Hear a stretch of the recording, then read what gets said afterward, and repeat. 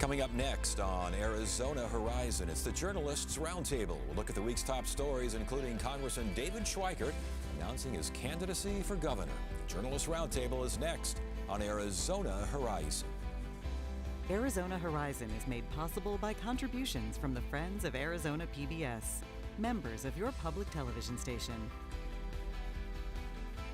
Good evening and welcome to Arizona Horizon. I'm Ted Simons. It's Friday, and that means it's time for the Journalists Roundtable. And joining us tonight, Jeremy Duda from Axios Phoenix, Jim Small from the Arizona Mirror, and Cameron Sanchez from KJZZ Radio. Panel, good to have you all here. Thank you so much for joining us. Jeremy, we'll start with you. David Schweikert, he's threatened, he's talked about it, he's hinted about it. He finally did it. Finally made the jump. He's been kind of toying with this for month and a half, 2 months. Rumors have been going around probably for a while before that. He finally made it official.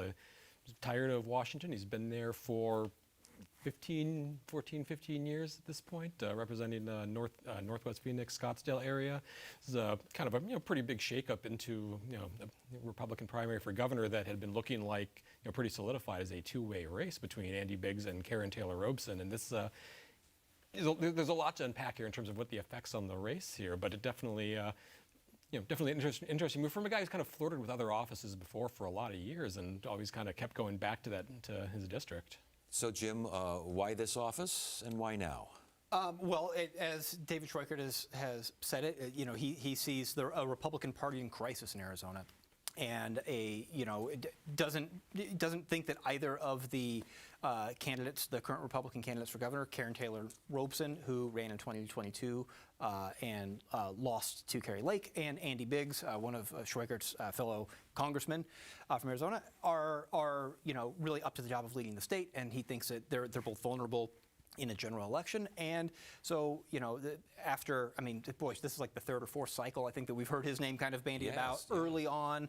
And he has decided that, he's the person, that he thinks he's the person to jump in there and really change the tone and the tenor of the race. And, potentially, I think he kind of laid out a roadmap for how he sees kind of saving the conservative ideology and the Republican brand in Arizona. How does he stack up against Robson and Biggs? So that's a good question, because Robson is sort of considered the less far-right kind of turning point MAGA candidate, whatever we call it, although she is Trump endorsed. And then Biggs kind of is that other section, or at least represents it. And I would say Schweikert jumping in is honestly a little bit of a surprise to me, even though we've heard rumors about this on and off, and I would love to say that nothing ever surprises me because I'm so smart. But he neither is Trump endorsed nor is really kind of representative of like the MAGA wing, but also, so it's concerned, it's like, is he expecting Taylor Robson to drop out and then hopefully pick up her voters, or is he potentially going to be harmful to her and she'll be harmful to him, and it'll just generally help Andy Biggs? I think is the question. He's not MAGA enough, I would think, for the Republican primary. It would seem like he and Karen Taylor Robson would split a vote that would even further enhance. I mean, the Biggs campaign must have had a little party when they heard about this.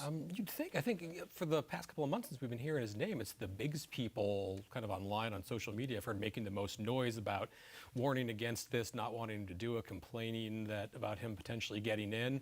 But as Cameron said, you'd think, on its face, that he would probably take more out of Robson, because he's very conservative guy, despite the fact that he's in a swing district there, very conservative voting record. But as you mentioned, he's not MAGA. He doesn't have the Trump endorsement, unlike his two opponents here. So I haven't heard a lot of consensus about kind of who he hurts more. You'd think he's not really an establishment guy. If you remember when he first got to Congress, he was kind of an Tea Party insurgent type, had fighting with leadership, getting punished. He's mellowed out a lot over the years. That doesn't really translate over to the MAGA era where he kind of seems more of an establishment type, I think, to voters. But the Biggs folks definitely have seemed a lot more concerned about him potentially getting in the race for the past couple of months, and so it kind of remains to be seen who he's going to take more votes out of. I just can't see a Republican primary for governor in Arizona, a candidate who does not have Donald Trump's endorsement, doing much. I agree. I'm puzzled as to what the path to victory would be for David Schweikert in the way that the race is set up right now. I think the only way it does make sense is, kind of what Cameron said earlier, where if Karen Taylor Robson exits the race for some reason, and there's no indication that that's going to happen, and I don't think there's any reasonable belief that that would happen, But that would be the thing that would potentially set David Schweikert up on, give him a pretty defined path to victory. I don't think it would be a good one because, like you said, Donald Trump's already endorsed both of the other candidates in the race, and if one of them drops out, then there would just be one, Trump-endorsed candidate, and I think that carries the day in any Republican primary, certainly one of as prominent as this. Yeah, and I want to get to the CD1 race now that Schweikert is out in a second here, but back to the governor's race here. We've talked about the Robeson campaign, talked about the Biggs campaign. What about the Hobbs campaign? What do they think about this? Well, I think it's a question of who's going to be easiest for her to beat, right? So that's what they're going to be thinking of it in terms as. I mean, I think for Hobbs, maybe the more dangerous candidate to consider, as it has been, was Karen Taylor Robeson. I think Schweikert is probably not someone they would want to underestimate if he does make it out of that primary race, because he's had a really actually impressive track record of holding on to a very competitive seat for years against many challenges from all kinds of Democrats. Most recently, I think it was Shaw, and before that, Hodge came within like a percentage point of beating him.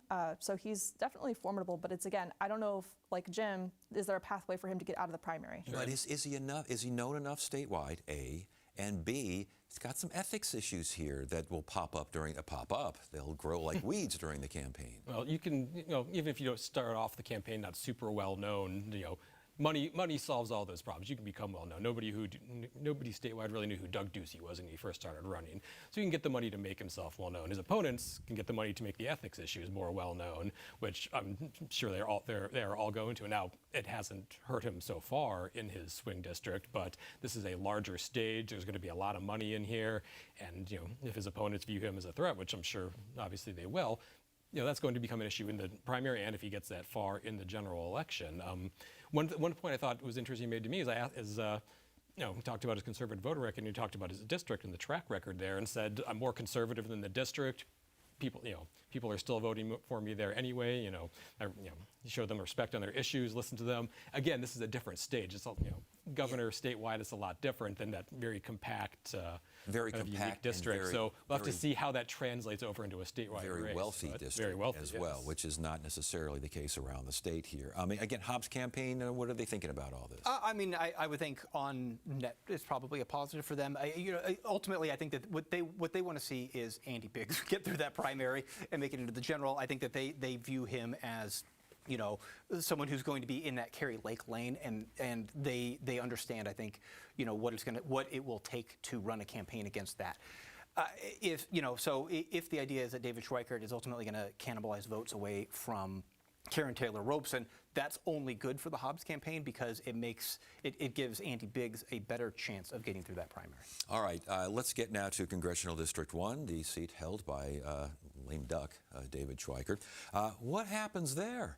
That's a great question. I love it when this happens because it's like the waterfall effect. So if he, as he leaves, he's leaving a very competitive district, which is very key for Republicans. And we're all kind of assuming that a bunch of Republicans are going to jump in and there's going to be a bit of a frenzy to take over that spot because it's a valuable congressional seat and they want to make sure it doesn't go into the hands of Democrats, of course. So we've heard a lot of names thrown around over the past week or so, but no one prominent has actually announced yet, which is kind of weird and annoying.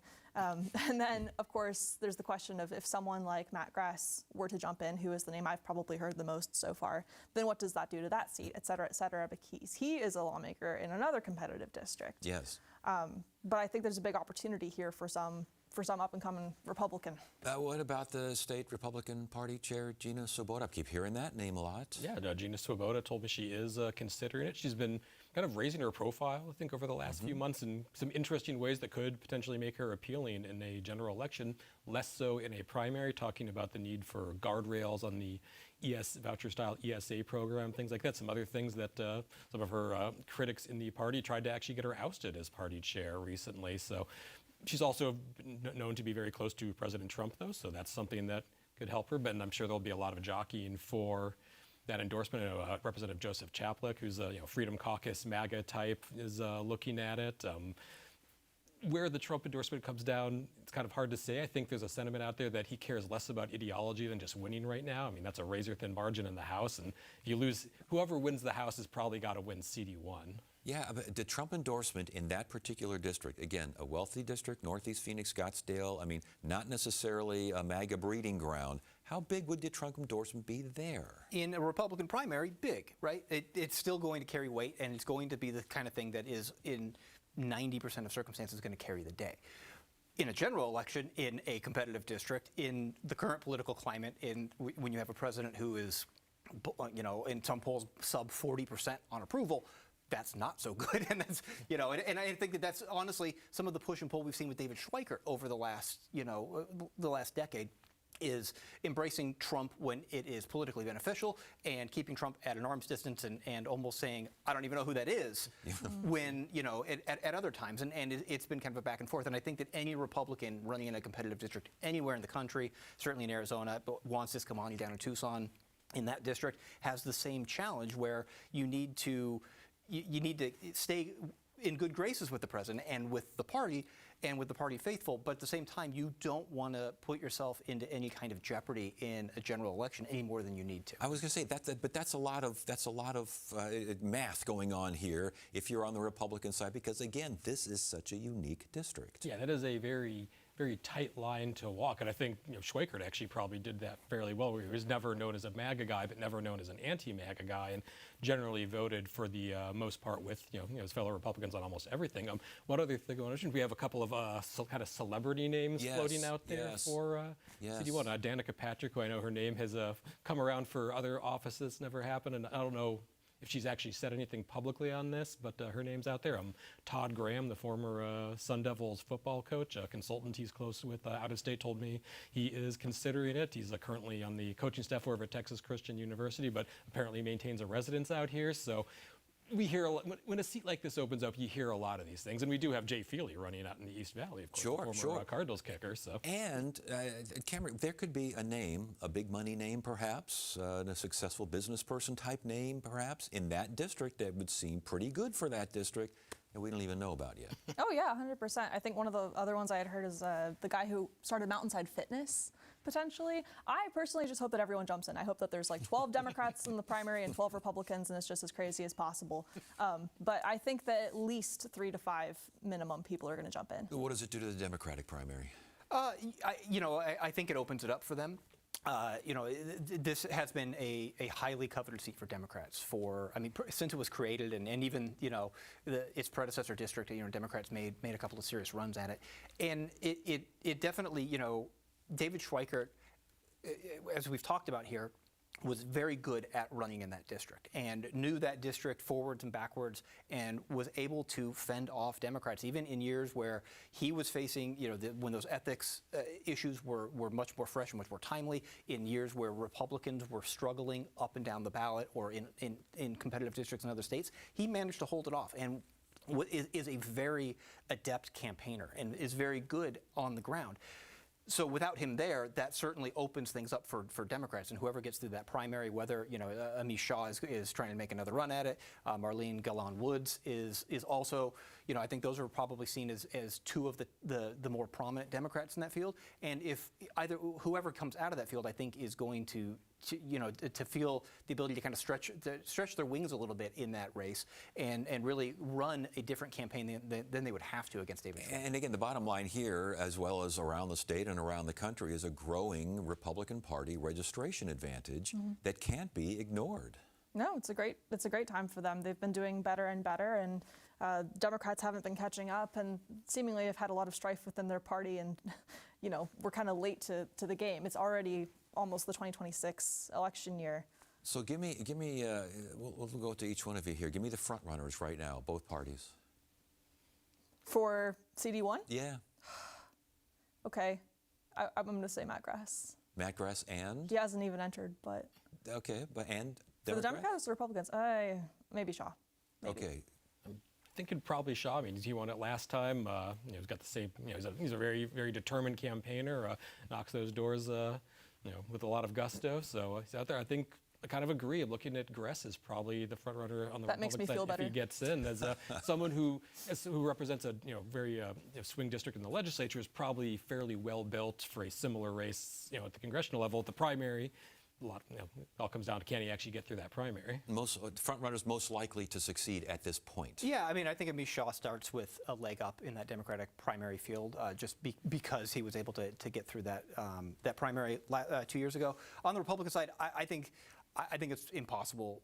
Personally, I don't know that you can say, because I think that idea that we're going to get some wealthy businessman or business people, maybe more than one, that jumps into that race, that kind of scrambles things a little bit. If the Trump camp recruits somebody into that race, I think that goes a long way for it. And I don't know what that does. And I think that's what a lot of the hesitancy is for.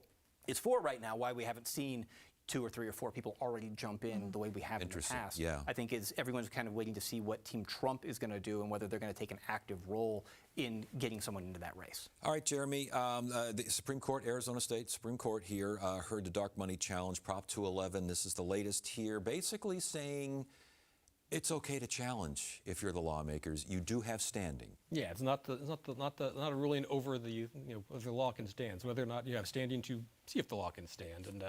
And keep in mind they already have a case they heard very recently challenging the nuts and bolts, the constitutionality of this dark money disclosure law. But there's another challenge.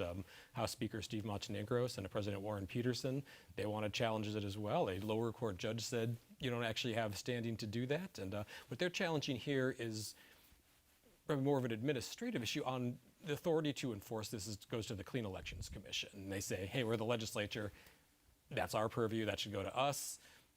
The prior court said, we don't, you don't have the standing to challenge that. But now this lawsuit can move forward, and there's a long way to go on that. But this kind of goes back to the beginning, where they can actually, go to court and proceed with their challenge to this law. Yeah, and the trial court basically said you don't have no standing because you haven't shown that you've been hurt by this. And I think the Supreme Court, I know it was kind of a weird argument regarding bank cards and stealing bad, but the bottom line is that they could be hurt by this. Yeah, so it's kind of a privacy issue from the perspective of the folks who really hate this law. And unfortunately for the court, voters really overwhelmingly passed this as an initiative, I think in 2022. Yes. Like 70% or something like that. So very popular with the voters, and the court always, takes that into serious consideration.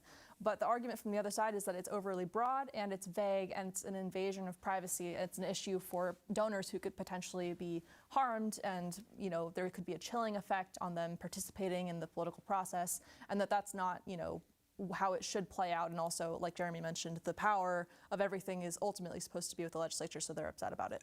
But the people do have the power, Jim, as far as these initiatives and referendums are concerned. So the idea that, this sounds like could this affect other voter-approved measures? Well, maybe. I think the issue that the court took was look, it doesn't matter whether it's the legislature itself that passes a law or the voters that invoke their legislative powers to pass a law. If that law impermissibly delegates a power that's spelled out in the Constitution, whether it's a power to the executive or to the legislature or to the judicial branch, and says we're going to take it out of the legislature's pile and we're going to move it over here and give it to the executive, which is essentially what the voters did in this case. Supreme Court said just because the voters approved it doesn't mean that it's automatically hunky-dory and that it follows the Constitution, and basically said that just the idea that might have happened is enough is enough reason for the legislature to be able to sue, to say, hey, we have constitutionally vested powers. We need to be able to defend them in court without actually having a concrete harm proved to us. That by itself is enough. And again, the legislature just can't stand the idea of voters approving laws. Yeah, they've not historically been too keen on this. No. No. All right. You up for elections manual? Sure. Okay. Let's talk about the elections manual. Adrian Fontes, Secretary of State's got a new rule book. He submitted it. Now what happens to it? Okay, so the EPM, which is the rule book in question, is basically guidelines for election workers, and they're supposed to have one for every election cycle that tells them what they're supposed to be doing, which is obviously very important, and we should all be on the same page about it. But it's been contentious, especially since Fontes has been in office, and he's a Democrat, and the lawmakers are Republicans, and he and them have a lot of friction, and he's tried to include some things that they really don't like, which they're challenging. There's multiple lawsuits on this one as well, going after his version of the EPM. But ultimately, the next step in the process is for him to send it along, as he has done, to other elected officials who also happen to be Democrats. That's Hobbs. Mays has to sign off on it too, I believe. So that's sort of awkward because it's been passed along as court cases are challenging it at the same time. So it's like if they approve it, but it's deemed bad, then we have to go back to the drawing board. It's going to be chaotic, and we're getting closer and closer and closer to the election. Proof of citizenship seems to be the big bugaboo here, huh? Yeah, that's going to be an issue in terms of what the Secretary of State or what election officials can do to confirm that, whether they actually have the authority to reach out to people who the system flags as non-citizens and say, hey, do you actually have this proof of citizenship, or do you just leave it at that? The legislature, that they've, Montenegro and Peterson, they flagged that as something in an earlier draft as something they take issue with. Fontes has made a couple of changes on other things. And who knows, this thing's almost 500 pages. It just came out. The lawyers are all pouring through it. So I think everyone's going to find something to hate if they're looking for something to hate. But it seems like Fontes didn't get quite as creative in some areas this year. He's a guy who, going back to as county recorder, he likes to push the envelope and kind of see how far things can go. You remember the last election procedures manual, he said, well, if these county supervisors don't want to certify election results, we're just not going to count your county's results, and we're just going to move on. Court said no to that.